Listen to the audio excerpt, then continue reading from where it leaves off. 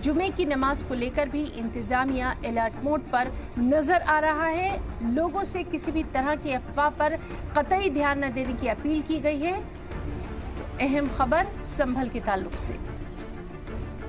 शासन ने किसी भी उस अधिकारी के खिलाफ कार्रवाई नहीं की जिसने गोली चला के लोगों को मार दिया है। किसी भी अधिकारी के खिलाफ मुकदमा कायम नहीं हुआ है। सब दिख रहा है, सीधे दिख रहा है। उस पर तो कोई सीसीटीवी कैमरा या ड्रोन की भी जरूरत नहीं।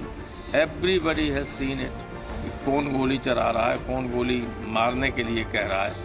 ऐसे लोगों के खिलाफ भी कोई कार्रवाई नहीं हुई। बांग्लादेश में कट्टरपंथी लोग सत्ता में आ गए हैं। भारत की सरकार को सख्ती से लोगों से बात करनी पड़ेगी। वहाँ जिस तरह से हिंदुओं के साथ व्यवहार हो रहा है। संभल में तो दिख रहा है बार बार पुलिस लाठीचार्ज, 4 लोगों के शव। ये कहानी दूसरी कह रहे हैं।